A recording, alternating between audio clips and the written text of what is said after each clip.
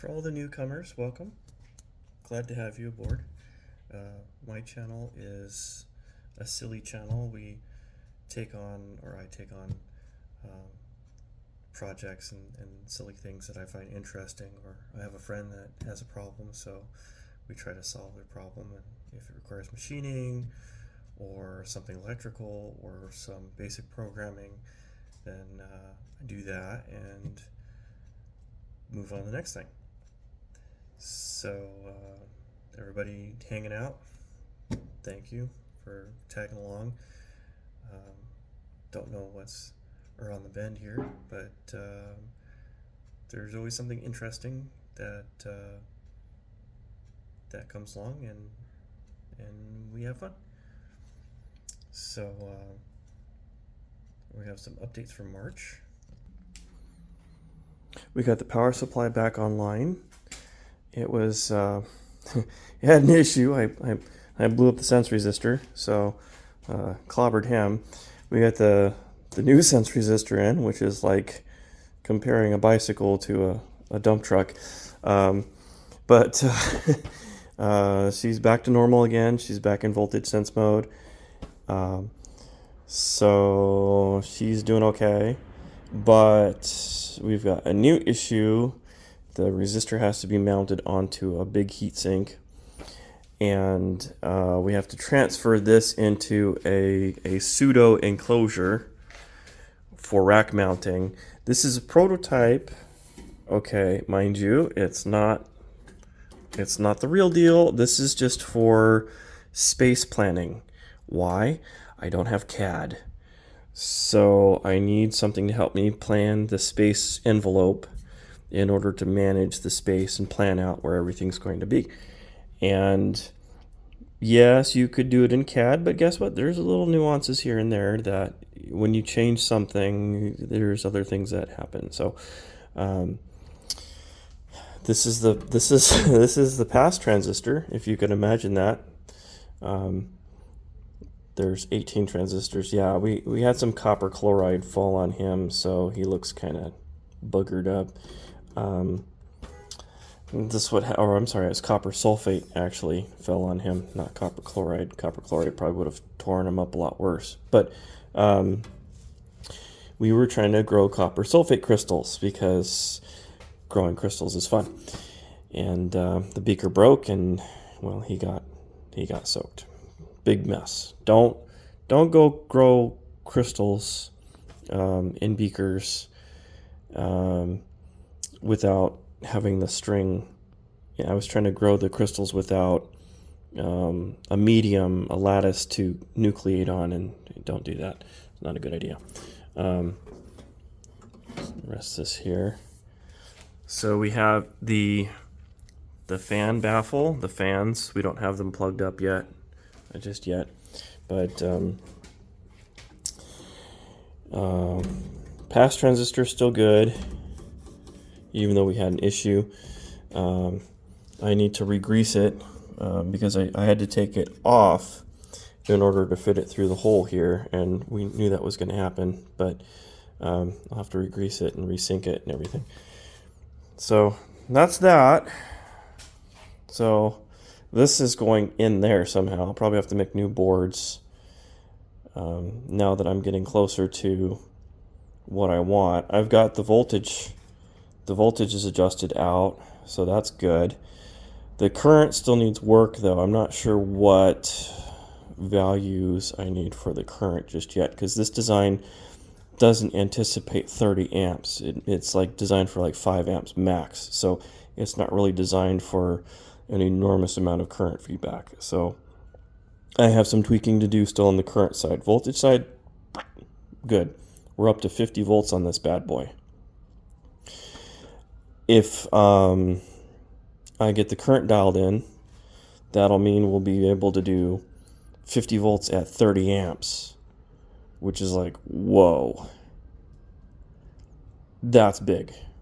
For a linear switch mode to linear, 50 volts at 30 amps. For me, that's a big deal. That's a lot of power. So that's that. Then we also did another side project, which was cleaning up the electrical. And we're doing this now. And these are the crystals that busted the beaker. See, it got really big and he busted the bottom out. So don't do that. So it's not really a lab, it's a garage, but I treat it like a lab space. And when I'm curious about something, I need some resources. Like everybody, every chemistry science nerd loves their resources. They love the chemistry classroom. They don't like the teacher, of course. The teacher's going to be a complete nut, but we like the resources and all that jazz. Or some of you do. I don't know. I did. I liked the classroom. I thought it was cool. The indestructible countertops were really nice. They're heavier than shit, though. You can't hardly lift those things. They're too heavy. But you can buy that stuff if you can afford it. If you have a bench that's tough enough to hold it up. But we're working on this thing, this crazy contraption. We're going to have two. It's not done yet, of course. 2 vacuum sources.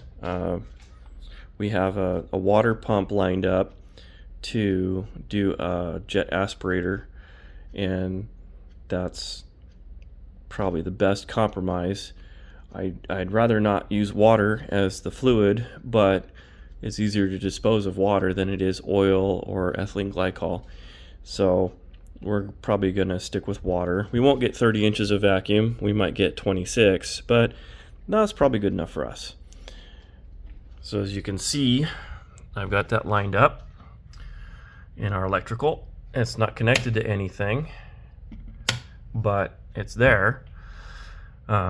We have to run a line out here up top to where the pump's going to be to affect that.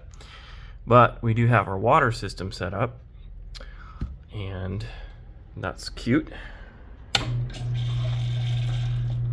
So what's the water for? Well, the water's for anything that I want to do that needs cooling.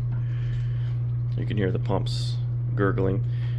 Anything that I need cooling. So let's say I want to build an induction heater.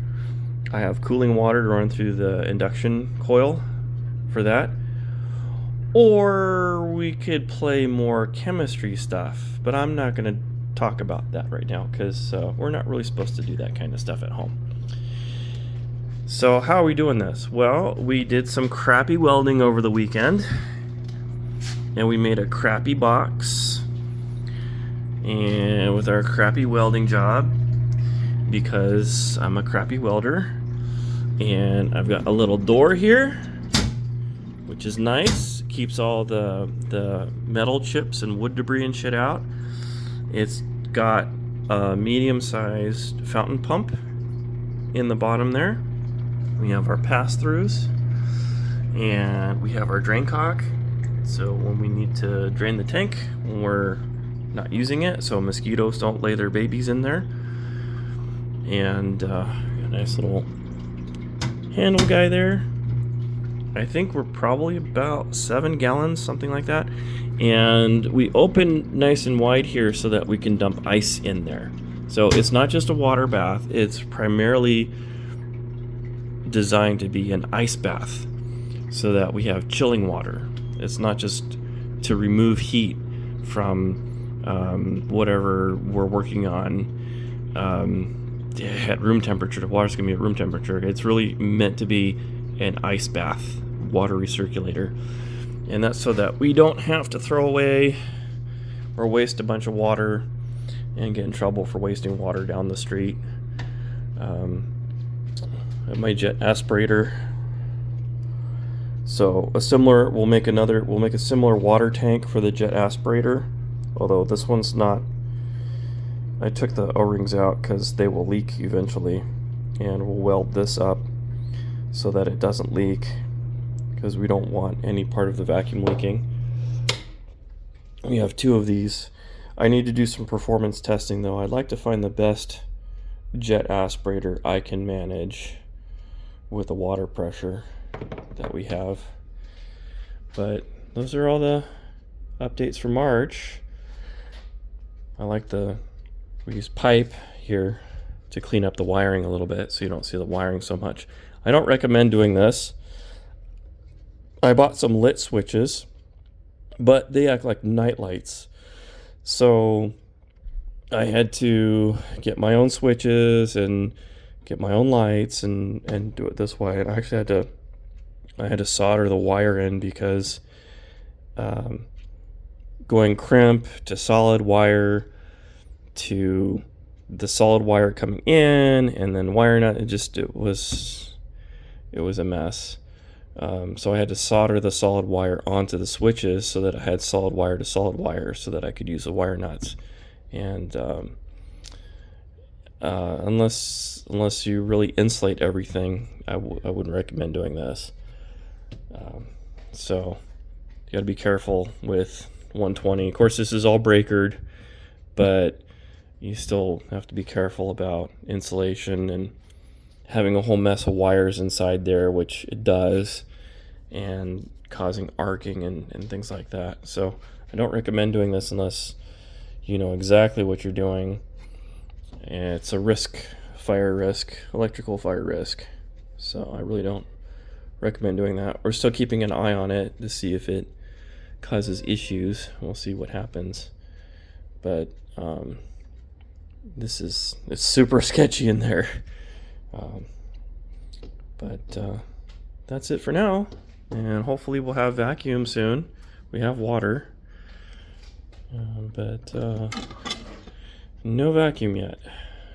So that is on the next page, many moons from now, when I actually need it. I don't need it right now.